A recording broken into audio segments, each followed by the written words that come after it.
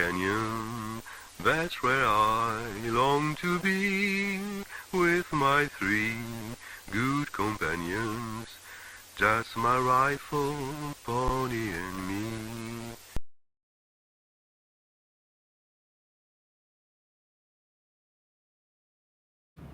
Il y a dans ton film des séquences extrêmement cauchemardesques, là encore une fois de plus, assez surpris de les voir dans ta filmographie et en même temps, avec le recul, on comprend aussi, mais vraiment des séquences terriblement dures, visuellement et psychologiquement. Et il y a aussi d'autres moments qui sont assez, c'est des instantanés comme ça, des fulgurances, où la parole est extrêmement dure, voire même peut-être un peu plus dure que le visuel que nous voyons dans d'autres séquences. Je pense par exemple à deux moments.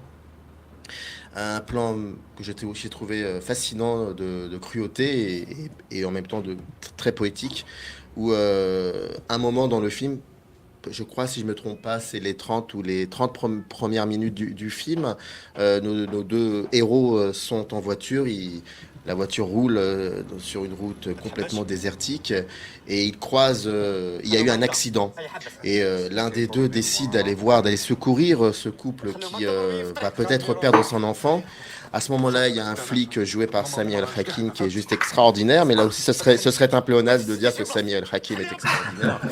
Absolument. Voilà, exactement. Et s'ensuit une conversation entre Samir, Hakim et Yes Salem. Yes Salem lui explique qu'il faut absolument qu'il reparte et on comprend qu'il a réussi à le convaincre.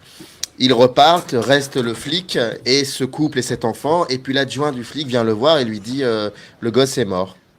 Et là, il y a un plan, un cadre fascinant, très surréaliste sur c'est pas un gros plan, mais c'est plutôt un plan américain.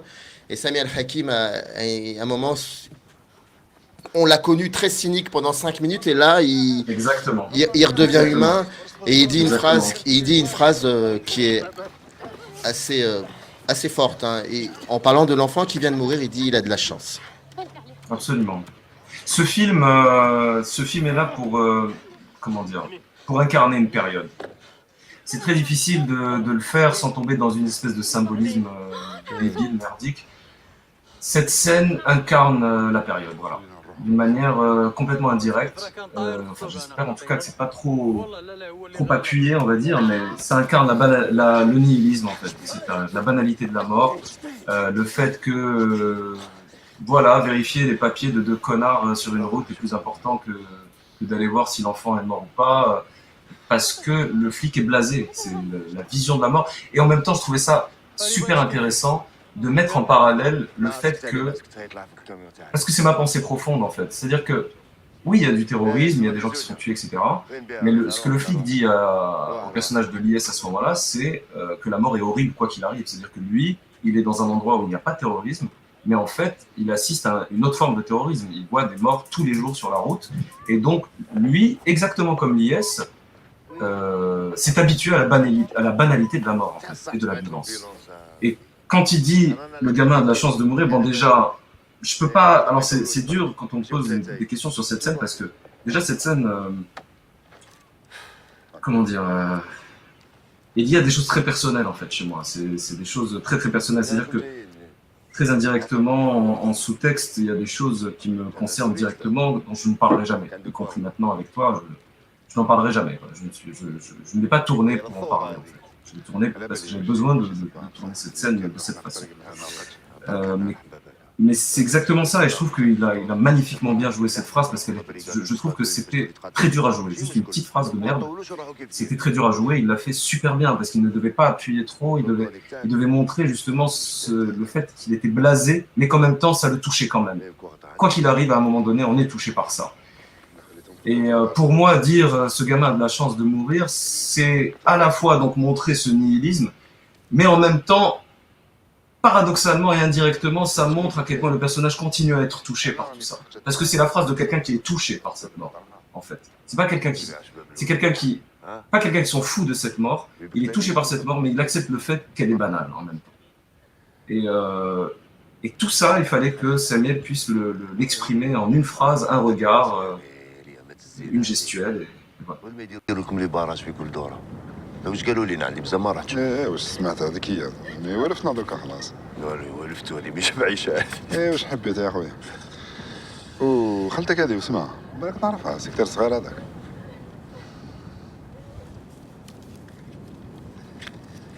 شوف حبيبي راك فاهمك واحد الحاجه. انا كل يوم ننزل الموتى في هذا الطريق. كلاب هذول يجروا في الطريق، الناس تبكي، ناس مقطعه.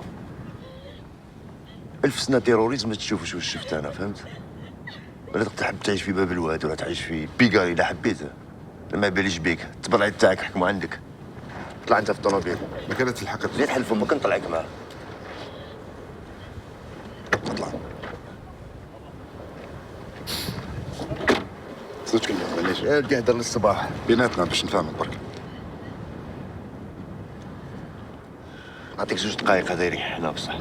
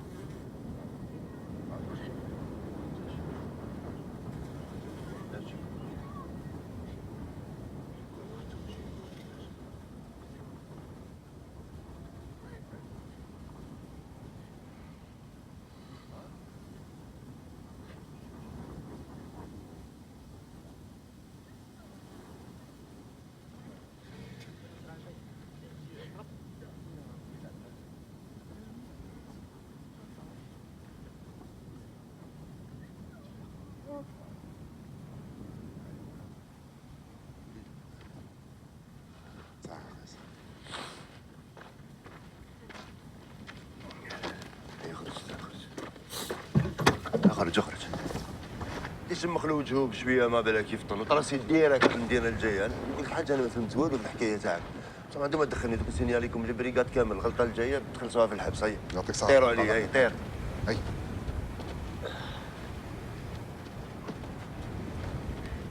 حضارات اش كاين؟ طفل اش بيه؟ مات ربي يرحمه.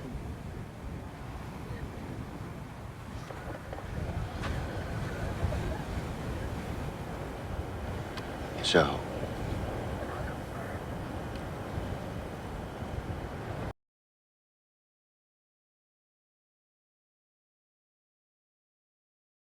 C'est au fond un peu tout le problème, le problème des films de Bellatar. On peut dire que ça fonctionne le plus souvent comme une sorte d'invasion.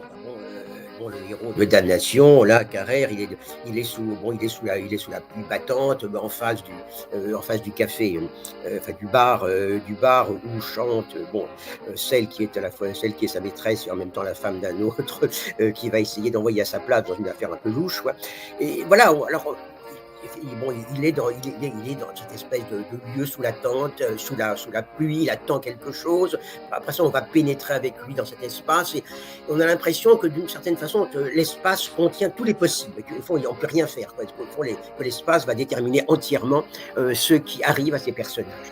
Alors bon, ça c'est effectivement aussi lié au fait que ces romans très souvent ces films très souvent sont inspirés de romans qui sont les romans de son compatriote Laszlo Krasnahorkai, qui sont des romans très noirs, très très nihilistes, d'une certaine façon, on peut dire que tout est donné d'emblée et on n'en sort pas, quoi. Et bon, alors que Bellatar justement va introduire quelque chose comme une variante dans ce type de scénario. Et il y a effectivement des manières dont les personnages peuvent s'approprier les lieux, même sur un mode qui est celui un petit peu de l'illusion, quoi. On peut penser par exemple à ce qui se passe dans un film comme Satan Tango, donc où il y a ces malheureux paysans qui viennent de liquider leur ferme collective et qui se trouvent grugés par une espèce d'imposteur qui joue le rôle voilà, justement du communiste fervent qui va les envoyer dans un soi-disant pour construire une ferme modèle dans une espèce de manoir délabré où il n'y a absolument rien, quoi. Et voilà, il y a ce plan extraordinaire où ils arrivent dans ce lieu qui est complètement délabré, et puis tout d'un coup il y a une sorte d'étonnant mouvement de travelling où on voit tous les personnages, toute leur tête comme isolés et regardant quelque chose au-dessus d'eux, quoi. Dans ce lieu, on peut dire, ils ont été envoyés véritablement par une tromperie, quoi, par une escroquerie. Ils vont décider de ce lieu d'en faire autre chose, d'y retrouver quelque chose comme voilà, un symbole de foi, disons une possibilité d'action, une possibilité de changer la vie.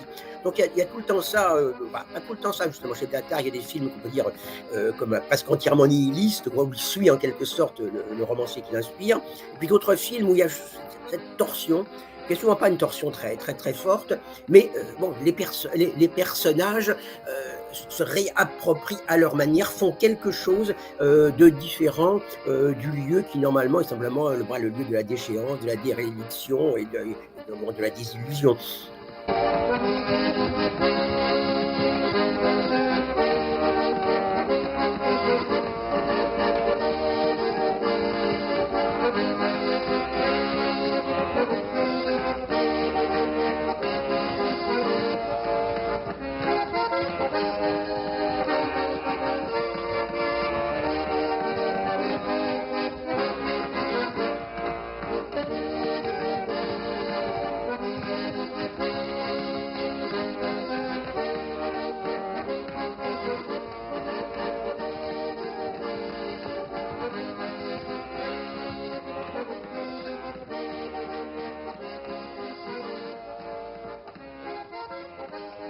Il y a aussi, quand on écrit, on a conscience de ses propres limites.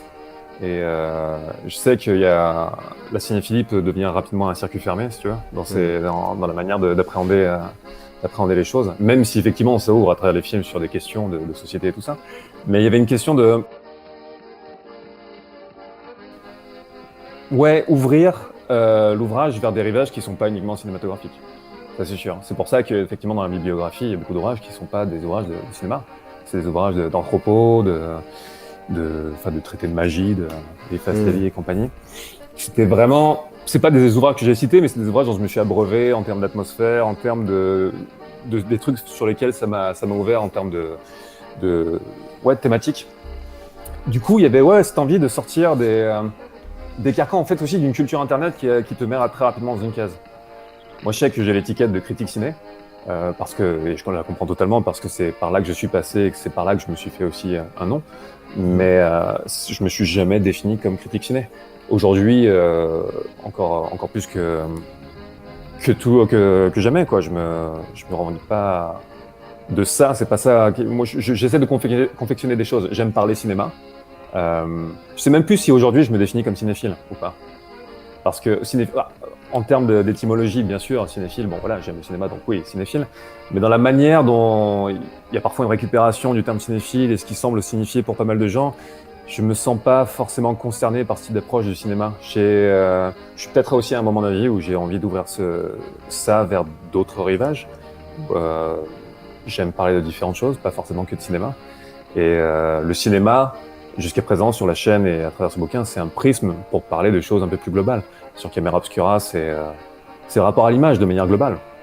Sur ce rapport aux images qui aujourd'hui, on est dans cette sursaturation complètement incroyable on est tous complètement dépassés par ce qui se passe. Mais tu ne penses pas que, pardon de t'avoir interrompu, mais tu ne penses pas que cette sursaturation, elle existe quand même depuis peut-être un certain temps, même bien avant qu'Internet soit créé, il y avait peut-être aussi une sursaturation. Ah oui, la société des images et tout ça, bon, ça ne veut pas le dire, c'est sûr. Mais il y a une accélération qui re-questionne toujours nos limites et jusqu'où on peut en fait encaisser un certain niveau de stimuli, de sollicitation, jusqu'à juste complètement perdre pied.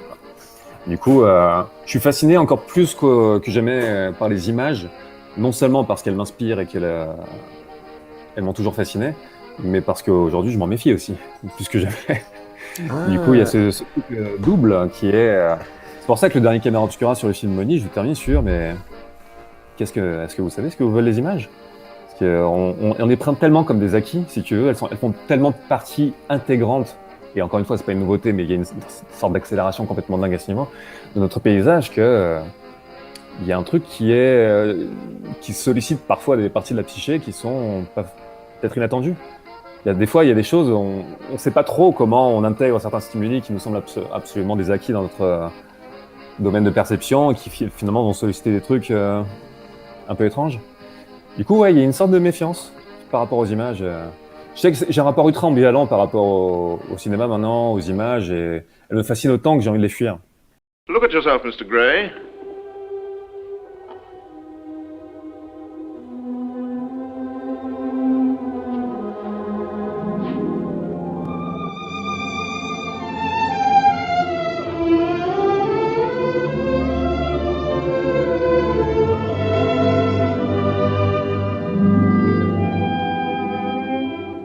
As I grow old, this picture will remain always young. If it were only the other way, if it were I who was always to be young, and the picture that was to grow old. You would hardly care for such an arrangement, Basil. It would be rather hard lines on your work. I should object strongly, Harry. You oughtn't to express such a wish in the presence of that cat, Dorian. It's one of the 73 great gods of Egypt, and is quite capable of granting your wish. Lord Henry is right. I know now that when one loses one's youth, one loses everything. Perhaps a cup of tea will bring you round, Dorian. You will have some too, won't you, Harry? Or do you object to such simple pleasures? I adore simple pleasures. They're the last refuge of the complex. It's more than a painting. It's part of myself. As soon as you're varnished and framed, Dorian, you will be sent home. Then you can do whatever you like with yourself. You better send along the Egyptian cat. I don't think the god and the picture should be separated. I will if Dorian wants it. If only the picture could change, and I could be always what I am now. For that I would give everything. Yes, there's nothing in the whole world I would not give. I would give my soul for that.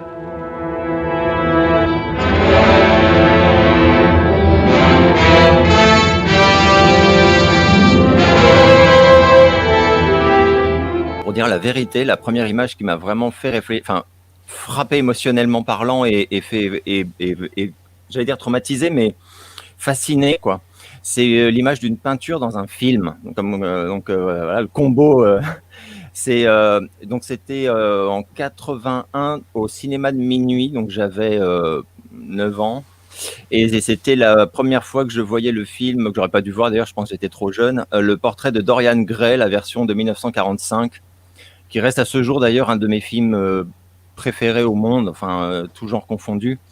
Et la découverte, donc j'étais très jeune, donc voilà, donc je comprenais pas vraiment toute la subtilité, toutes les couches d'interprétation de ce film, bien sûr. Moi, j'ai lu le livre plus tard, mais j'étais déjà fasciné. Par contre, totalement fasciné. C'était un film d'horreur qui disait pas son nom. L'acteur était incroyable. Enfin, tout était incroyable. Il y avait une sorte de violence retenue, un nihilisme qui. Enfin, c'était extraordinaire. Bref, et donc c'est l'image qui me revient, c'est la découverte du tableau qui commence à se détériorer et où il sent un rictus. Enfin, il s'observe et il y a un rictus qui fait que non, il est moins beau que la dernière fois qu'il a regardé le tableau, quoi. Mais donc on n'est pas encore dans l'effroi, voilà. Mais il y a ce moment où il dit. Puis il y a une voix off en plus, voilà, tout d'un coup, sur le visage, il y avait un truc bizarre, une expression un peu cruelle, moche. Et j'étais tout petit et je regardais ça et je disais, ah merde, ouais, exact. Et ça m'a tellement frappé, quoi. Ça m'a terrifié, en fait. Mais parce qu'aussi, c'était l'annonce comment dire, c'est vraiment un film de peur d'adulte et de fantasme d'adulte et voilà, à 9 ans, je percevais vaguement des trucs louches, quoi. Mais ça, voilà, c'est vraiment l'image qui m'a, en premier, je pense, frappé au point d'y repenser. Parce que plus petit, j'ai vu qu'il y a des gens qui parlent de souvenirs. Enfin, voilà, moi, je suis très vieux, donc mes premiers films au ciné, c'est le premier Superman avec Christopher Reeves, des choses comme ça. Mais je peux pas dire que c'était fabuleux, je me suis régalé. Mais est-ce qu'il y a vraiment une image qui m'a... non, pas vraiment. C'est vraiment ce film-là. C'est le portrait de Dorian Gray, c'est vraiment ce face-à-face avec son tableau et où il réalise qu'il y a un truc qui cloche, quoi. Mais c'est waouh. Donc ça, voilà. C'est une question qui a été débattue depuis des décennies, à savoir que s'est-il passé entre Céline de Voyage au bout de la nuit, de Mort à crédit, et puis tout à coup les pamphlets, le premier, Bagatelle pour un massacre, et les deux autres, c'est-à-dire L'école des cadavres et Baudrat. Donc, je ne suis pas psychiatre, je crois que des psychiatres se sont penchés sur la question. Il y a eu des débats philosophiques, théoriques, multiples, pour savoir est-ce qu'il était fou ou non, ou est-ce qu'il était divisé entre un écrivain, très grand écrivain, et un délirant. Bon, je n'ai pas la réponse, pas plus qu'on a pu la donner, mais quelque chose m'a alerté, et ça, j'ai trouvé ça très intéressant, parce que c'est quelque chose qu'on peut s'appliquer à soi-même. Bizarrement, c'est dans un passage qui n'est jamais relevé de Voyage au bout de la nuit, où le héros, Ferdinand Bardamu, se trouve, le travail dans un hôpital psychiatrique, se trouve avec le patron du service de psychiatrie qui s'appelle Baryton. Les noms sont très importants chez Céline. Bon, Baryton, hein, c'est quand même la voix grave, le porte-voix, etc. Et ils discutent d'un de leurs collègues qui s'appelle Parapine, ce qui n'est pas aussi non plus un nom anodin. Et il y a 2 pages absolument éblouissantes de Baryton, parce qu'il trouve que ce Parapine est un peu bizarre, extravagant. Il développe un argument saisissant. Il dit, voilà, je m'y connais dans ces espèces de manies, etc., qui confinent à la folie, qui conduisent à la folie, c'est-à-dire les convictions exagérées. Voilà. Quand une conviction est exagérée, exagérément exagérée, trop exagérée, eh bien, elle conduit à la folie. Voilà, donc moi je n'ai aucune réponse à la question de savoir s'il était fou ou non. Est-ce même une question intéressante? Je ne sais pas, mais dans Céline lui-même, il y a quelque chose qui est de l'ordre des convictions exagérées, une sorte de fanatisme de sa propre conviction, mais finalement ça confine à la folie, et ça conduit à la folie. Alors, ce que j'avance comme hypothèse dans ce passage, c'est que, bon, Georges Canguilhem a travaillé beaucoup sur le rapport entre le normal et le pathologique. Et il a développé la thèse absolument fondée, évidemment, selon quoi le pathologique n'est pas sans rapport avec le normal. Il n'y a pas le normal d'un côté, et le pathologique, ce serait une entité absolument étrangère, sans le moindre rapport avec le normal. Le pathologique, c'est une dégradation, une cancérisation du normal. Elle est la continuation du normal en maladif. Et ça, c'est très intéressant, parce que finalement, je m'aperçois, quand on a de multiples exemples dans le réel, que quand on avance sur un criminel, est-ce qu'il n'était pas un peu fou, etc., on s'aperçoit finalement la folie va toujours dans le sens de la conviction. Donc, ça, c'est quelque chose, la seule chose que je puisse avancer sur ce problème de fou, pas fou, etc. Voilà, la conviction exagérée, quand elle va trop loin, elle conduit à la folie. Céline avait des convictions très fortes, il les a exagérées, peut-être exagérément exagérées, et sûrement pendant les années 30, 40 et même 50. Est-ce que c'est ça la folie ou non? Voilà, la question reste ouverte. Mais c'est même intéressant que Céline lui-même, dans son propre livre, pose cette question de d'où vient la folie?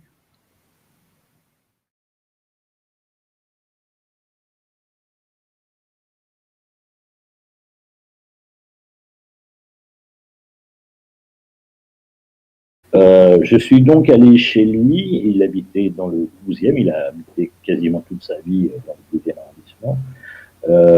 Donc on est 6 mois avant sa mort.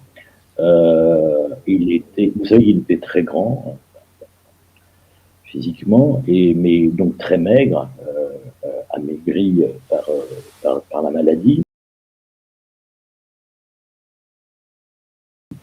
Il faisait une chaleur intense parce que, comme souvent les malades du sida, il avait une perception du froid assez intense, donc il faisait très très chaud. Il avait un bonnet qui lui donnait sur la tête, un bonnet qui lui donnait un énergie bien. Et d'ailleurs, je pense qu'il y a un rapport entre André Gide et Serge Danet, par ailleurs, hein, littérairement parlant. Et il avait, alors ça c'est une chose que l'on sait de lui, il adorait les documentaires animaliers, et donc la télé était branchée sans le son, évidemment, sur une chaîne de documentaires animaliers. Et puis, donc, nous avons discuté. Alors, ce qui était totalement frappant, si vous voulez, c'est que j'ai posé une première question et il a répondu pendant une demi-heure. C'est-à-dire que j'ai dû rajouter, moi, des questions d'un point de vue purement formel, parce qu'en réalité, il a parlé seul, très vite. C'était un grand marcheur, Serge Danet. Il adorait faire des longues marches, et il parlait comme il marchait, c'est-à-dire très vite. Et franchement, avec une capacité dans la langue, dans le langage, qui fait que tout était nickel. Je n'ai eu qu'à recopier finalement ses réponses. Il avait une aisance à l'oral qui est évidemment la même que celle qu'il a à l'écrit. C'est assez, vous savez, en général, les gens ne parlent pas comme ils écrivent. Et là, c'était frappant de voir comment sa langue, ses phrases étaient totalement structurées, magnifiques, et il n'y avait qu'à recopier. Il s'est passé quelque chose qui m'a énormément touché, donc il est mort 6 mois plus tard, et j'étais à Libération le jour de son décès, et Louis Korecki, qui était donc qui est un grand critique de cinéma lui aussi, et qui était surtout l'ami d'enfance quasiment de Serge Danet, puisqu'ils sont partis tous les deux, vous savez, aux États-Unis à la fin des années 50, interviewer tous les grands réalisateurs d'Hollywood qui voulaient bien s'adresser à eux, et en l'occurrence, il y en avait plein. Ils ont obtenu plein de grandes interviews de grandes figures du cinéma américain, tout simplement parce qu'ils étaient ces gens-là. Personne ne venait jamais les voir, les réalisateurs, en réalité, les réalisateurs d'Hollywood. Et soudainement, il y avait 2 jeunes, puis il y avait déjà la mythologie des cahiers du cinéma, même à Hollywood, je pense. Donc 2 jeunes qui venaient leur parler, et ils étaient très heureux de s'adresser à eux. Donc ils ont obtenu de très très belles et grandes interviews. Donc Louis Korecki, le jour de la mort de Serge Danet, est venu me voir à Libération. Je ne le connaissais pas, enfin, sauf de nom, et il m'a dit merci Arnaud pour cette... Serge était tellement heureux de cet entretien dans Les Inrecuptibles. Pourquoi? Parce qu'il en avait marre d'être interviewé par les cahiers du cinéma, et quand il a vu que c'était Les Inrecuptibles qui venaient le voir, il s'est dit quelque chose va passer dans la jeunesse de ce que j'ai fait. Et donc, c'est formidable, si vous voulez, que vous fassiez ce week-end Serge Danet. Vous vous rendez compte qu'on est 30 ans après sa mort. Cette postérité, elle est toujours là. Emmanuel Burdeau, le critique de cinéma, est en train de préparer une biographie de Serge Danet qui sortira l'année prochaine pour le 30e anniversaire de sa mort aux éditions de La Découverte. Donc, on peut dire que cette figure, elle a résisté. Serge Danet, son œuvre critique, a résisté, si bien que 30 ans plus tard, on est encore en train de parler de lui, fort heureusement, parce que pour moi, c'est une figure essentielle, non seulement de la critique de cinéma, mais de la critique tout court. Et en fait, je pense, moi, que les meilleurs films de boxe sont ceux qui ne tombent pas dans le piège. C'est-à-dire, sont ceux qui admettent qu'ils ne pourront pas arriver au même degré de véracité que le combat lui-même, puisque c'est impossible, ceux qui l'admettent et ceux qui vont travailler autre chose que cela. Et c'est là où tu as un apport, tu vois, ou là où quand on travaille, c'est tout l'apport psychologique, parce que la boxe est un sport totalement émotionnel. C'est comment dire, c'est un volcan d'émotions que tu dois gérer, tu vois, en boxe, tu vois. Et tous ceux qui prennent ce parti-là, moi je trouve, sont toujours les plus intelligents, les films les plus intelligents, tu vois ce que je veux dire. Et voilà quoi. Et pour finir ma théorie, je prendrais un exemple, un film, The Fighter, de Gary Russell, avec Mark Wahlberg et Bell qui a gagné l'Oscar pour son rôle, et c'était mérité. Donc moi je connais par cœur l'histoire de Mickey Ward. On parle de Mickey Ward. Et Mickey Ward est un boxeur, et j'espère le rencontrer, vraiment, j'espère un jour le rencontrer, c'est un de mes objectifs dans la vie, c'est de rencontrer Mickey Ward. Donc je connais par cœur, Mickey Ward est un boxeur qui est rentré dans la légende de la boxe, c'est vrai. Mais par rapport au film, il ne rentre pas dans la légende de la boxe parce que par rapport à tout ce qu'il traverse dans le film, il aurait pu rester un nom qu'on continue à citer, tout ça. Mais il rentre vraiment dans l'histoire de la boxe avec sa trilogie contre Arturo Gatti. D'ailleurs, tu vois, on parle de trilogie. On utilise les mêmes termes en cinéma et en boxe, tu vois. On parle avec Arturo Gatti. Arturo Gatti, Mickey Ward, je vous le conseille, et d'ailleurs, il y a Mark Wahlberg est fou de ça. Mark Wahlberg, c'est sa religion, tu vois. Moi, je rencontre Mark Wahlberg, tu sais comment je l'accroche. Je lui parle tout de suite d'Arturo Gatti de Mickey Ward. Je lui parle pas de cinéma. Et je sais que le mec, il va me répondre. Je sais que j'ai une interview avec lui. C'est clair. Sans être payé, il fait la voix du documentaire d'HBO sur la trilogie Arturo Gatti et Mickey Ward. Tellement pour lui, c'est tout. C'est une trilogie qui est incroyable. Parce que Arturo Gatti, lui, avant de faire cette trilogie, est lui déjà un boxeur légendaire. C'est le Rocky dans la réalité. C'est l'homme, il est d'origine italienne, mais il a grandi à Montréal. Il parlait français, Arturo Gatti. Il a grandi à Montréal, ensuite il est allé aux États-Unis. Et Arturo Gatti, c'est ce boxeur, poids plume, super plume léger, tu sais, très bon techniquement, mais pas un génie technique. Hein. On n'est pas sur un Oscar de la... Sauf que c'était un cœur. Mais c'était un cœur énorme. C'est-à-dire que Arturo Gatti se relevait de situations inextricables. Voilà. Et c'était le comeback kid par excellence. Et donc, il donnait des émotions absolument folles. Il y a énormément de combats où il revient littéralement de l'enfer.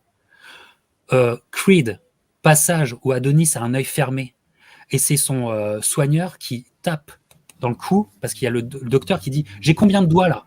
J'ai combien de doigts ?» Et Adonis est aveugle d'un œil et c'est son soigneur qui tape 3 fois pour qu'il réponde 3. Vous vous souvenez de cette anecdote ? C'est une anecdote d'Arturo Gatti. Ça. C'est des choses qu'il a vécues. Donc, il y a plein de retournements de situation. Et donc, il était dans un moment, Arturo Gatti, où il revenait fort et il avait besoin d'un boxeur solide pour prouver qu'il pouvait retaper encore le niveau, il pouvait être encore de nouveau le prétendant pour le titre et tout ça. Donc, on arrive sur Mickey Ward qui avait fait le combat de l'année précédente. Et c'est un combat où c'est deux gentlemen. C'est deux gentlemen et c'est deux qui donnent tout sur le ring. Et en fait, ce qu'on présupposait est arrivé. C'est-à-dire qu'on a eu le combat du siècle.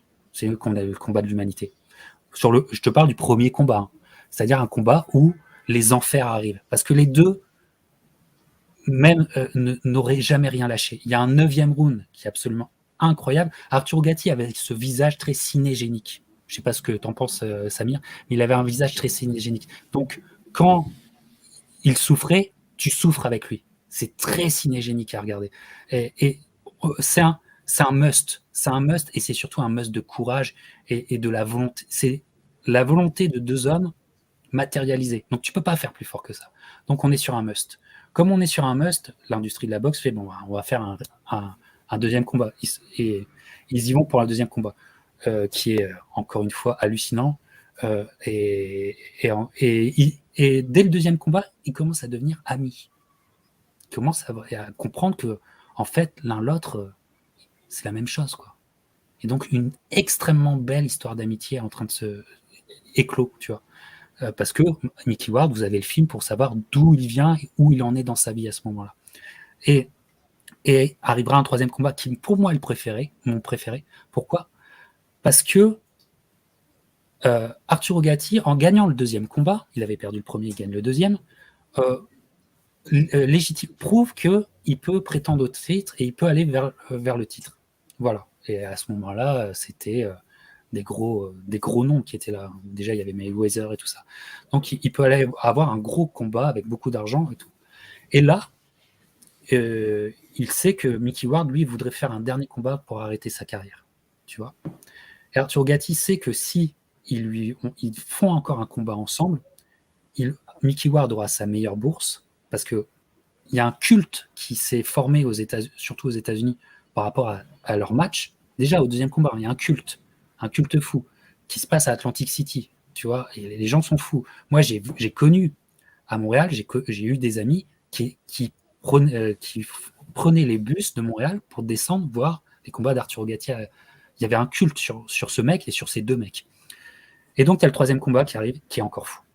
Qui est fou, je vous le conseille, parce que c'est le meilleur film de boxe que vous pourrez voir si vous aimez que la boxe au cinéma. Regardez ce combat, c'est plus fou que tout. Ils y vont. Au quatrième round, Arturo qui survole se casse la main sur une tentative d'uppercut au corps. Il se casse la main. Voilà. Il rentre dans son coin. Et là, même les écrivains et les réalisateurs, ils n'oseraient pas faire ça.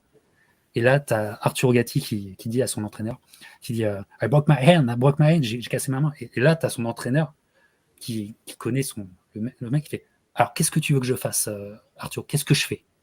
C'est genre, je jette l'éponge pour toi, qu'est-ce que tu veux que je fasse?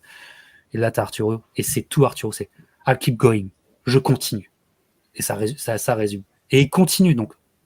Le truc, c'est que Mickey Ward, il veut gagner ce combat. Le truc prend. Et donc là, vous êtes sur un truc, mais complètement dantesque, avec un grand D, matérialisé encore. Et ça va encore plus haut. Et à la fin, la dernière minute de ce combat, il donne tout. C'est incroyable. Et la cloche sonne et il tombe dans les bras. Et il reste dans les bras 1 minute. Et tout le monde se met là pour je vais en pleurer, Samir. Pour les écarter. Et c'est le moment, sport ou pas sport, le moment de la plus belle image d'amitié que tu peux voir. Ces deux hommes, tu vois, c'est plus que Mayol et le Grand Bleu, tu vois. Ces deux hommes qui se sont dit, on s'aime, on est des potes, mais on va aller tutoyer la mort à deux. On est d'accord avec ça. Et on va y aller, et ça va être notre plus grande aventure. Et ils finissent l'aventure comme ça. Et c'est magistral. Et tu pleures.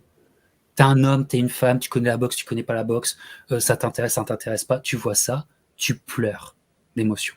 Parce que c'est juste normal. Et donc, pour en revenir à The Fighter, que nous dit The Fighter? Le film s'arrête quand la trilogie Mickey Ward, Arturo Gatti commence. Comme pour nous dire, de ça, on ne peut pas en répondre. On ne peut pas, avec nos techniques de cinéma, on peut pas vous en parler en tant que cinéma, parce que c'est trop haut et que on peut pas le faire. On peut pas le faire. On pourra jamais rendre grâce à ce moment-là par les techniques du cinéma. C'est impossible. C'est un point névralgique de réflexion cinématographique. Voilà. Le documentaire emmerde profondément les professionnels de la profession partout dans le monde parce que c'est un cinéma dont les cinéastes, c'est-à-dire que le cinéaste s'efface en fait par rapport, en fait c'est que vous voyez bien, mais il y a beaucoup de critiques qui ne voient pas très bien comment c'est construit et ça fait rien parce que dans un documentaire qui est beau, prenons un film de Wiseman ou un film, voilà, en fait ce qui est extraordinaire c'est que c'est vrai. Et qu'on n'en revient pas de voir combien, par exemple, je ne sais pas, combien dans le film sur le musée à Londres là, de Wiseman, combien il découvre une chose que personne n'a jamais dite, mais il ne le dira jamais, c'est que la nouvelle religion de notre société, c'est l'art. Par exemple, il le montre concrètement, précisément, avec des scènes absolument extraordinaires, etc. Voilà, donc on est ébloui par la vérité de ce qu'on voit, par le fait que ce sont des personnes qu'on voit en action, qui font des choses auxquelles elles croient, et qui sont des choses qui sont totalement intelligibles, avec des vraies scènes, avec des conflits de personnes, etc. Voilà.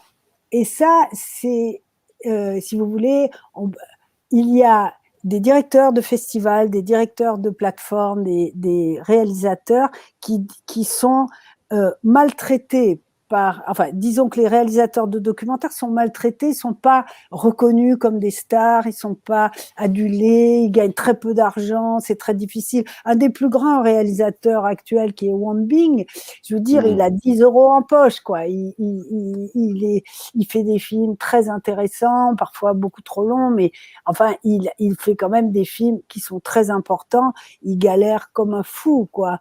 Donc, c'est parce que les réalisateurs sont tellement peu reconnus et que c'est un cinéma qui est peu reconnu parce qu'on ne peut pas faire le tapis rouge, etc. C'est autre chose. C'est que, et on le voit dès le début du cinéma, dans les films des Frères Lumière, le début des Frères Lumière, c'est extraordinaire. C'est extraordinaire. Et puis ça s'abîme. Ça s'abîme parce qu'on commence à fabriquer des petites histoires dont on voit toutes les ficelles, etc. Et c'est un peu, bon, c'est la tradition du théâtre du 19e qui est pas toujours très intéressante. Et l'extrême beauté, la poésie et tout, elle est un peu perdue. Et voilà, c'est-à-dire que pour être un grand cinéaste documentariste, il faut s'en foutre du tapis rouge, il faut s'intéresser à ce qu'on filme et aux gens qu'on filme et à ce qu'on voit. Et pas tellement dire, mais moi, en fait, je fais des longs plans parce que c'est comme de la fiction, ou moi, je fais comme si pour dire que je suis un grand cinéaste, etc. Ça n'a aucun intérêt. Voyez, ça n'a aucun intérêt parce que ce qui est très, très difficile, c'est de raconter des histoires avec ce qui se passe dehors, quoi. Et ça c'est très difficile. C'est beaucoup plus difficile que de dire j'ai des bonnes idées, quoi. Des idées, c'est facile d'en avoir, quoi. Vous voyez, mais arriver à ce qu'on raconte ce qui est en jeu de la vie des humains dans tel ou tel endroit ou dans telle ou telle situation, ça demande beaucoup d'attention, de foi. Il faut croire. Il faut croire que c'est là. Il faut y croire. Or, si vous voulez, ça demande de l'énergie et c'est plus facile de dire je suis une star, je suis très bien payée, je fais des beaux plans, voilà, on prend de grosses caméras, on a beaucoup d'argent, c'est très bien. Mais c'est pas que ça. Moi, je vote pour les Oscars, donc je vois les films documentaires qui sont présentés aux Oscars. Il y a du très mauvais, mais il y a du très beau aussi. Hein. Il y a des gens qui, dans le monde, font des films formidables, justement, avec ce défi. C'est un challenge énorme, vous voyez. Enfin, je veux dire, on admire John Ford, mais imaginez qu'il le fasse en documentaire. C'est pas de la tarte, hein, de raconter La prisonnière du désert en documentaire, vous voyez. Ah bah alors là, je suis très ému que vous dites ça parce que c'est mon film préféré de tous les temps. C'est terrible ça, c'est incroyable. Vous êtes devenu ma nouvelle meilleure amie, comme on dit. Mais je suis d'accord avec vous. Hein.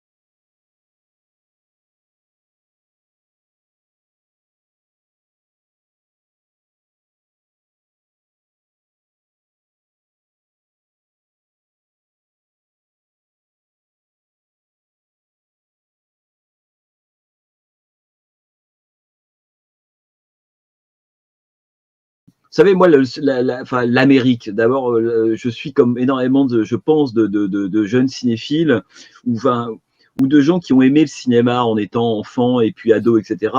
Moi, j'ai découvert l'Amérique après le cinéma américain. C'est-à-dire que je dirais même que c'est le cinéma américain qui m'a donné l'Amérique.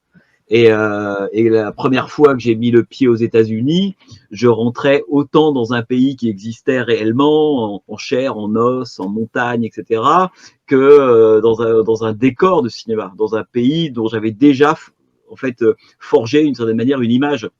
Donc le cinéma américain m'a conduit à l'Amérique, et surtout je dirais que c'est compliqué cette histoire, parce qu'il me semble, si vous voulez, que et ça je l'ai compris au fil en fait des années et du temps passé là-bas, parce que j'ai quand même passé pas mal de temps dans ce pays, et qu'il y a une part évidemment on pourrait dire de l'éblouissement ou du mirage qui s'étiole de fait au fil des voyages, quand on est allé à peu près dans tous les États du pays et plusieurs fois, l'espèce de fantasme qu'on a à cause ou grâce au cinéma américain s'étiole un peu, et pour autant il y a une part irréductible de ce on peut appeler une fascination. Mais la fascination, c'est pas quelque chose qui est de l'ordre du positif ou du négatif, c'est de l'ordre de l'énigme.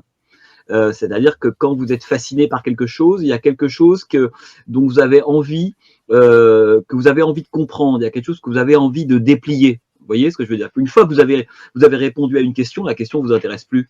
Hein, c'est de la même manière quand vous avez étudié un cinéaste et qu'à la fin vous vous dites j'ai compris le cinéaste de A à Z, c'est pas très bon signe. Je trouve, et pour soi et pour le cinéaste que vous venez d'étudier. Les grands cinéastes gardent tous une part de mystère, même lorsqu'on a vu leurs films des dizaines de fois. Donc, moi, ce qui a été très important dans ce rapport avec l'Amérique, c'est que le cinéma américain m'a conduit vers les États-Unis, mais m'a ouvert comme un entonnoir, si vous voulez, presque inversé, c'est-à-dire que le cinéma est une petite porte d'entrée vers l'Amérique, qui est un sujet et un territoire beaucoup plus vaste que le cinéma en réalité. Et pour moi, la puissance du cinéma, c'est quand il conduit vers autre chose. Hein, vous voyez, vous connaissez cette phrase, c'est Truffaut qui disait, voilà, les films, et Danet le reprendra par la suite d'ailleurs, les films nous ont constitués. Hein, on choisit, on croit qu'on choisit des films, comme on croit qu'on choisit des auteurs ou autres, mais en fait, c'est eux qui vous choisissent et vous le comprenez bien plus tard. Donc, moi, ce rapport entre le cinéma américain et l'Amérique m'a toujours absolument fasciné. C'est-à-dire que je ne sais pas ce que c'est qu'un film américain qui ne parle pas d'Amérique en même temps, et je ne sais pas ce que c'est qu'un rapport à l'Amérique qui n'incorpore pas la question du cinéma. Hein, alors, c'est lié au pays, à cette idée que c'est un pays dont l'histoire s'est fabriquée en même temps que sa mythologie, hein, tout simplement. Et ces deux-là sont indissociables. Vous voyez, il n'y a pas d'un côté l'Amérique et de l'autre le cinéma américain. L'un conduit de fait à l'autre et dans les deux sens, quoi.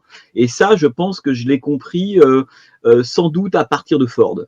Le jour où j'ai commencé vraiment à rentrer dans l'œuvre de Ford, en me disant mais Ford me conduit à l'Amérique et les problèmes américains, y compris contemporains, me reconduisent toujours à John Ford. Donc voilà, c'est une réponse. Il y en aurait tellement d'autres. Mais je pense que ce rapport, cette espèce d'indistinction entre l'Amérique et le cinéma américain est quelque chose qui m'a toujours fasciné. C'est-à-dire que pour moi, un film américain vous conduit à l'Amérique. Hein, c'est absolument capital. Hein. De la même manière, vous me direz qu'un film italien, je sais pas, vous regardez Le Guépard de Visconti, ça vous conduit vers l'unité italienne, vers le Risorgimento, et qu'il y a un moment, on est obligé d'oublier Visconti avant d'y revenir.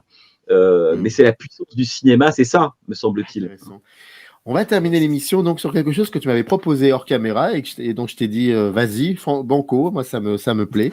Donc je te laisse en parler. En parler.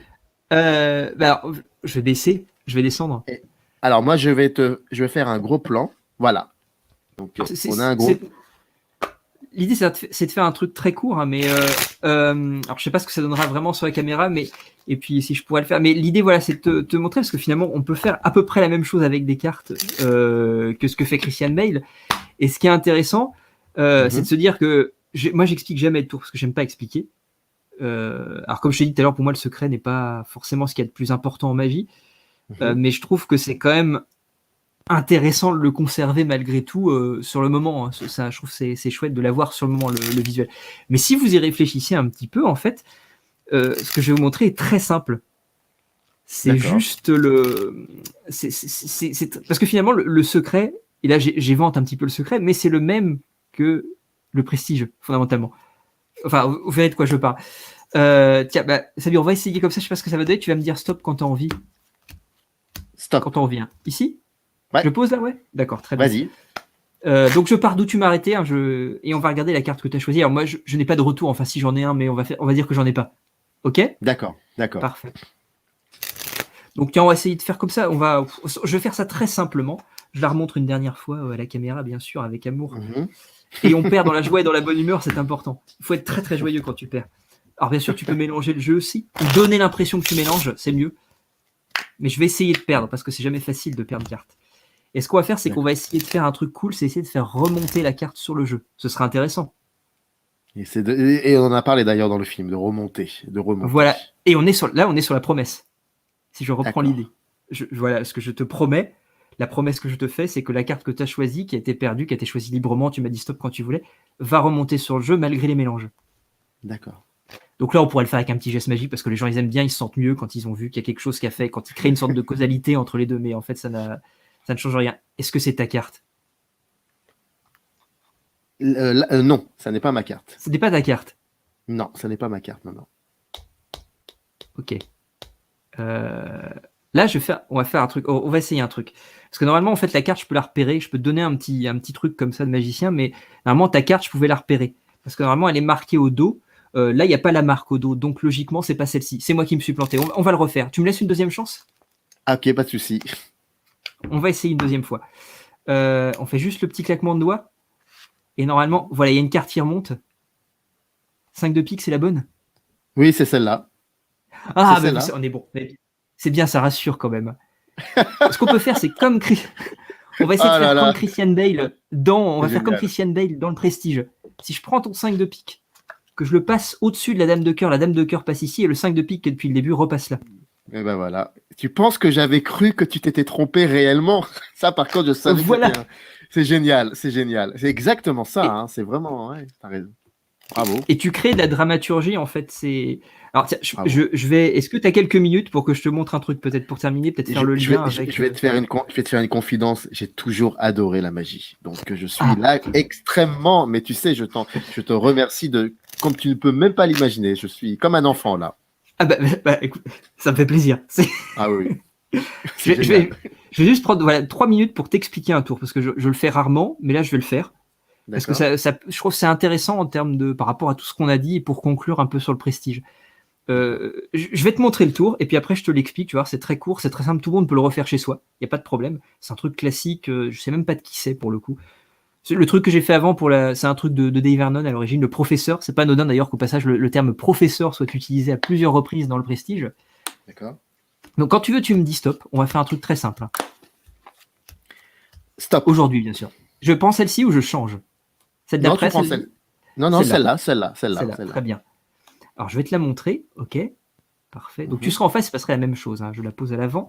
Et ce qu'on va faire, c'est que je vais passer les cartes comme ça en petit paquet. Et quand tu veux, tu vas me dire stop. Quand tu as envie. Stop. Ici ? OK. Donc, je pose ta carte ici. Et je perds joyeusement. C'est important de perdre joyeusement. Maintenant, ce que je vais faire, c'est que je vais prendre invisiblement une carte. Tu vois, elle est là, elle est invisible. Je la mets dans ma main et c'est génial parce qu'elle disparaît. Ok, c'est naze. Parce qu'en réalité, elle est partie dans l'étui qui était sur le côté. Elle est là, toujours. Tu la vois ? Attends, je te montre le dos. Je vais te montrer la face, c'est mieux là. Voilà. Je l'imagine. Oui, je l'imagine. C'est bien. L'imaginaire, c'est important. Je vais prendre la carte maintenant. Je vais la mettre à l'envers au milieu du jeu. Alors, j'ai rien dans les mains, c'est important. Tu serais tout près, il n'y aurait pas de souci. Et je vais étaler le jeu. Alors, je ne sais pas si on va bien voir. Je vais le faire honnête. Si j'étale le jeu, il y a une carte qui apparaît à l'envers au milieu du jeu, qui est le 4 de carreau. C'est génial. Ouais. Je vois le 4 de carreau. Ouais, c'est bien, on est bien. Tu dirais, est-ce que c'est la carte que j'ai choisie ? Ah non, c'est pas la carte que tu as choisie ? Non, c'est pas la carte. Mais en tout cas, d'accord, je vois le 4 de carreau. Je le vois. Oui, c'est pas grave. J'avais pas dit que c'était ta carte, en fait. Ah, Par d'accord. contre, c'est une carte indicatrice. Et elle va m'indiquer la position de ta carte. C'est-à-dire que c'est un 4, donc je vais compter 4. Ça aurait été un 5, j'aurais compté 5. Un 6, j'aurais compté 6. Mais là, c'est un 4. Je vais compter à partir de là. 1, 2, 3, 4. C'était quoi ta carte? Ma carte, c'était le 8 de carreau. Ok, très bien. C'est génial, c'est Et génial. ça, je peux te l'expliquer pour le coup, parce que ça va peut-être faire un lien avec le film dont on a parlé pour le coup. Ce truc-là, donc tu peux le faire n'importe quand chez toi, avec un jeu de cartes que tu as. Faut juste, tu vas voir, voilà, pour montrer à quel point un truc c'est simple. Et on est très proche. Voilà, il y a juste une carte que tu mets à l'envers. Alors c'est un 4, donc tu la mets en 4e position sur la face, à partir de la face, d'accord? Alors tu peux le faire avec un 5, mais le 5 tu mettras en 5e. Tu fais avec un 6, tu mets avec un 6e. Mais c'est plus simple avec un 4. Ok?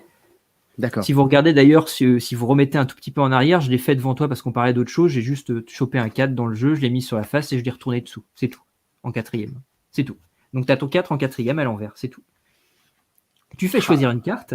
Tu vas pas trop loin, bien sûr. Tu dis pas que ton jeu est normal parce que souvent sous-entendre qu'un jeu est anormal, c'est dans une certaine mesure tendre le bâton pour te faire battre parce que les vont vouloir vérifier. Évidemment, ne glisse pas dans l'idée du spectateur. Si tu glisses dans la tête des spectateurs qu'un jeu est normal, ça veut dire qu'il y a des jeux anormaux. Il faut pas le faire. Bon, là, ton jeu n'est pas anormal, donc c'est pas trop un problème, mais t'as pas envie non plus qu'il aille trop loin. Donc le spectateur choisit une carte, donc t'étales entre tes mains. En général, c'est assez simple de pas aller jusqu'au bout, de toute façon, puisque les gens sont contents quand ils ont ça.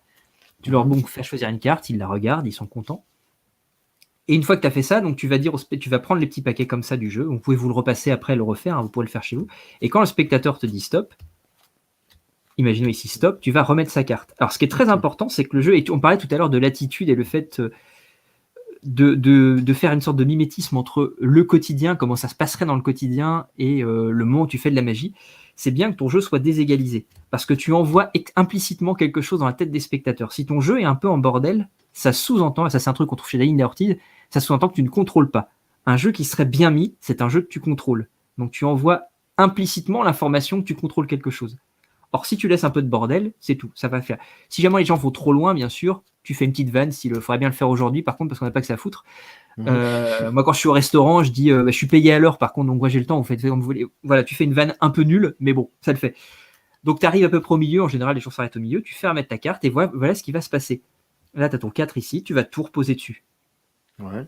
C'est tout. Et c'est fini. Le tour est terminé. Puisque ta carte est déjà en 4e position après. D'accord. Je refais vite fait. Hein. Quand il veut, il me dit stop. On va faire des petits paquets hein, pour pas qu'il aille trop loin. Le spectateur me dit stop. Et moi, je vais poser dessus. L'idée ici, c'est de toujours laisser du bordel sur la table. Donc, ce que tu peux faire. Alors, j'ai fait une petite technique un peu compliquée tout à l'heure. On va éviter les chiffres, il n'y a pas forcément besoin. Mais c'est bien, par exemple, tu étales dans tes mains, pas trop loin, et tu le poses en bordel. Ouais. Parce que tu envoies explicitement au spectateur, implicitement l'idée que tu t'en fous du jeu. Donc, tu contrôles rien, il se passe rien. Donc, tu crées une attitude, tu crées quelque chose qui est complètement factice, en donnant l'impression que ce qui est factice est simplement du naturel. Et dernière étape la plus importante, qui est pour le coup présente dans le précis, c'est ce qu'on appelle la parenthèse d'oubli, c'est que tu vas faire semblant de prendre une carte, de dire tu la retournes, etc. Ça sert à quelque chose, ça paraît nul, mais ça sert à quelque chose. Un tour, il y a un point A et un point B. Il y a fondamentalement, si tu veux, la promesse et le climax, si on prend ça. Promesse, je vais retrouver ta carte. Climax, je retrouve ta carte d'une manière ou d'une autre. Et là, tu vas créer au centre, si on prend cette ligne-là, une parenthèse, qu'on appelle une parenthèse d'oubli. Ce qui fait que quand les gens parlaient de remonter un tour, vont remonter le tour après, ils vont remonter, et ils vont bloquer à cette parenthèse. Ils vont se rappeler de suffisamment d'informations importantes. Une carte a été choisie d'une certaine manière et a été perdue d'une certaine manière, mais ils ne sauront plus exactement comment ça a été fait. Donc quand ils vont remonter, ils vont bloquer ici. D'où l'importance de faire, je prends invisiblement, je fais disparaître, je la retrouve ici, tu fais des conneries. Moi, ça m'arrive des fois en restaurant de faire 2-3 minutes là-dessus. C'est nul, mais ça me fait rire. Et ça fait rire les gens. Et ils ont oublié. Et après, tu égalises, tu montres que tu n'as rien dans les mains, parce que des fois, les gens pensent que tu pourrais faire des trucs, mais il faut montrer vraiment que tout est net. Tu étales ton jeu. Dramaturgiquement, c'est plus rigolo. Tu attends que les gens te disent que c'est pas la bonne. Comme ça, tu fais grimper le truc. Tu restes ambigu sur tes formulations. Et ensuite, tu leur expliques très clairement, tu sépares, tu dis 4, donc je vais compter 4, ça aurait été 5, pour pas qu'ils essaient de penser que tu les entubes au niveau de l'énoncé du truc, je vais compter 4, 1, 2, 3, et tu montes clairement la 4e, et c'est dit bref, tu peux tout examiner, etc. Et c'est ça. Voilà. Et c'est ça. C'est marrant parce que alors je vais refaire ça. C'est marrant parce que ce que tu as fait, ce que tu expliquais, c'est exactement l'arc narratif du pardon la structure narrative, la structure narrative, je retrouvais plus mes mots, pardon, du film. C'est incroyable, c'est exactement ça. Ben, je suis heureux, vraiment, j'aime beaucoup. C'est une idée géniale et je suis très très content qu'on ait terminé là-dessus. Mais c'est un plaisir. c'est fascinant, c'est assez fascinant parce qu'en même temps, je pensais effectivement à ça, au film, quoi. Et c'est exactement ça, c'est incroyable. Mais c'est pour ça que je pense vraiment que c'est un film qui est vraiment, pour le coup, extrêmement documenté. C'est pour ça que je considère que c'est le meilleur film qu'on ait fait actuellement sur la magie, parce que le Insaisissable a essayé de refaire la chose, mine de rien. Oui. Parce qu'a essayé d'avoir cette structure avec quand même une révélation d'un secret à la fin, en montrant que le personnage, il me semble, c'est le personnage de Mark Ruffalo, est ce magicien mystérieux, ce Kaiser Soze un petit peu du film. Kaiser Soze, ouais. D'ailleurs, au passage, moi je pense qu'aussi un très bon film sur la question de la magie, aussi sur sa structure, c'est Usual Suspect aussi, de Bryan Singer. Ouais. Je pense qu'il y a des choses qu'on peut faire en lien. Et je trouve que Insaisissable ne réussissait pas ça parce que Insaisissable part d'emblée dans des tours qui sont irréalisables.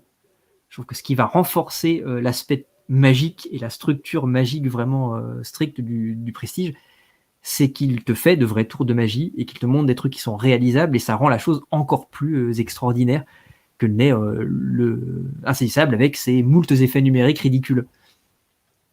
Mais je vais pas cracher sur Acide, pardon. Non, mais je peux le faire à ta place si tu veux. D'accord. Je le cracherai 2 fois parce que malheureusement on en a eu 2, donc c'est vrai que c'est donc voilà. In the canyon, that's where I long to be, with my 3 good companions, just my rifle, pony and me.